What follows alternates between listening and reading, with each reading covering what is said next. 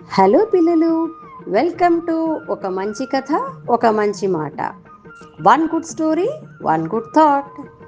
ఇవాళ మనం చెప్పుకోబోయే కథ ముగ్గురు మూర్ఖుల కథ.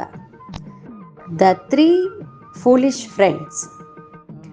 అనగనగా ఒకప్పుడు ఒక దట్టమైన అడవికి సమీపంలోని ఒక గ్రామంలో ముగ్గురు స్నేహితులు ఉండేవాళ్ళు. వాళ్ళు తెలివి కంటే వాళ్ళ అమాయకత్వానికి బాగా పేరు పొందినవారు. ఒకరోజు ముగ్గురు అడవికి వెళ్ళారు.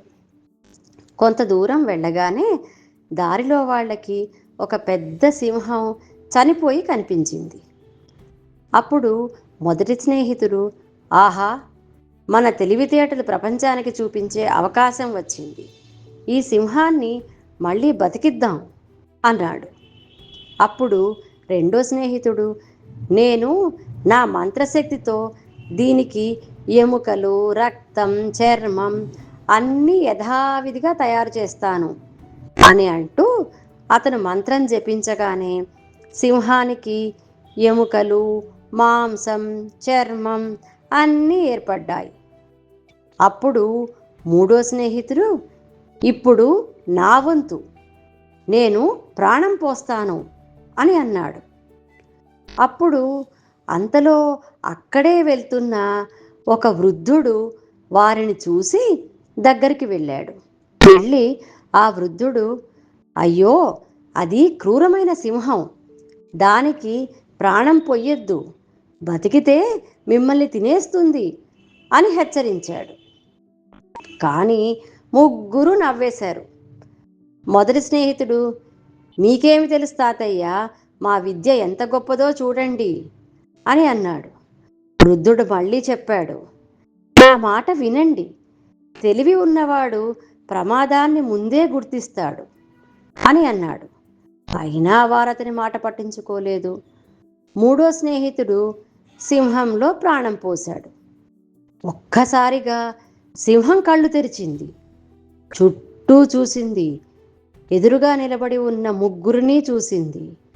ఒక్కసారిగా సింహం వాళ్ళ మీదకి గాండ్రిస్తూ వాళ్ళ మీద పడి వారిపై దూకింది. ముగ్గురు భయంతో పరిగెత్తినా ప్రయోజనం లేకపోయింది. సింహం వారిని పట్టుకొని చంపేసింది. వృద్ధుడు దూరం నుంచి చూస్తూ నిట్టూర్చాడు.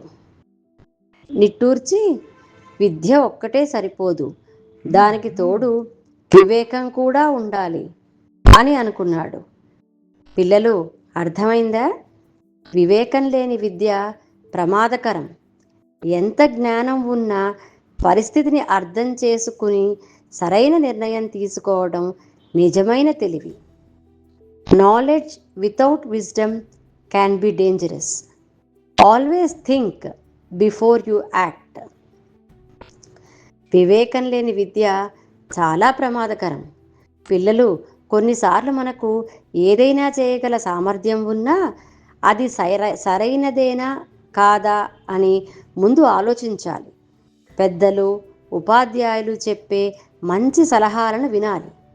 స్నేహితులు ఏదైనా తప్పు పని చేయమని చెప్పినా ఆలోచించి సరైన నిర్ణయం తీసుకోవాలి. తెలివితో పాటు వివేకం కూడా ఉంటేనే నిజమైన విజయం సాధించగలం. మళ్ళీ ఇంకో కథతోటి రేపు కలుద్దాం.